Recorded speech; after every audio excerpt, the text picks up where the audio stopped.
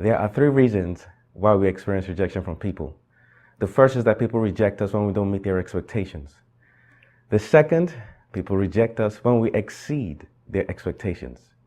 Find out the third in the next few minutes.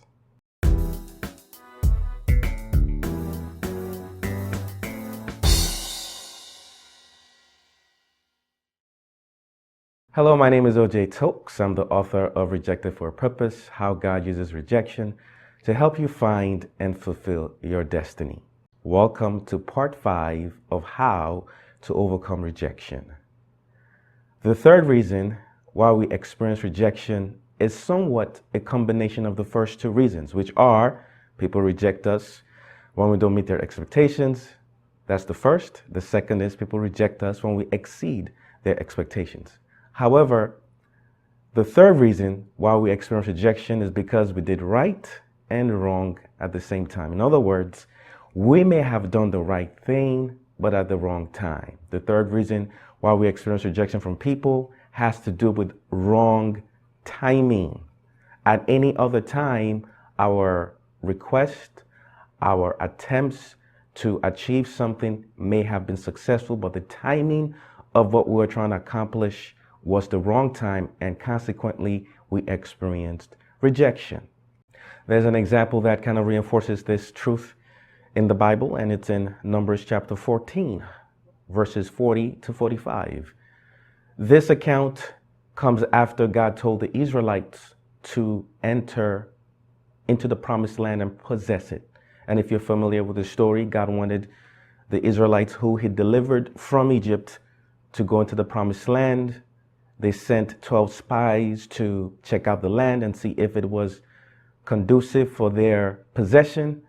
And 12 spies went, they scouted the land, and they reached the conclusion that yes, it had a lot of fruit and it looked like a good land. Unfortunately, 10 of the spies, they saw giants and they told the people, and the people were scared and said they were not going into the land. 2 of the spies, Caleb and Joshua, told the people to trust God that they could go in and possess the land, but the people were afraid. They were incited by the other 10 spies. They were influenced by the other 10 spies, and they came against Moses and Caleb and Joshua. In fact, they wanted to stone them. They refused to go into the promised land. God was upset about this development, and he made his feelings known to Moses about it. The people in Numbers 14:40, they were remorseful and they were like, okay, we're going to go into the land. And Moses told them in Numbers 14:42, don't go into the land. God is not with you. Don't go. But the people were presumptuous and they went anyway. And in Numbers chapter 14, verses 44 and 45, the people attempted to go into the promised land without Moses or God following them. And the Canaanites and the Amalekites who were possessing the land at the time fought against them, got their butts kicked, and pushed them back, which again is a form of rejection, opposition, resistance, and the Israelites lost that battle. Now, I thought God wanted them to get into the promised land. How come they were not able to possess it? Because the timing was off.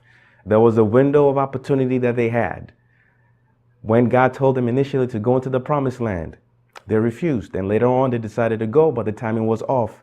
I'm sure you'll agree with me that when you try to do something and God is not with you, that is not the time to try to do what you want to do. Unfortunately, the Israelites tried to go into the land and they experienced rejection in the form of opposition and losing the battle.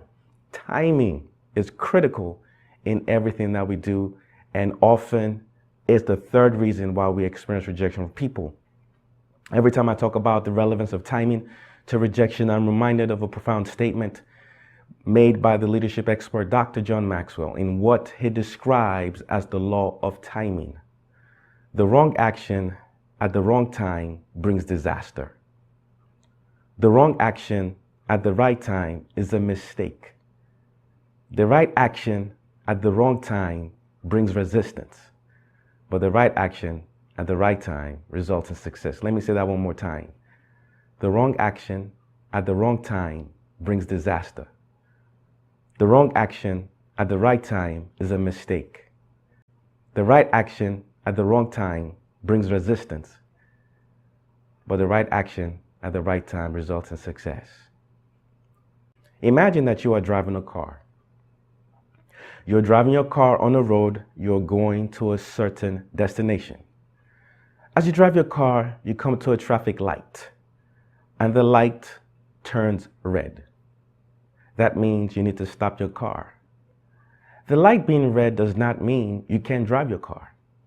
The light being red does not mean you can't drive on that road. The light being red does not mean you cannot arrive at your destination.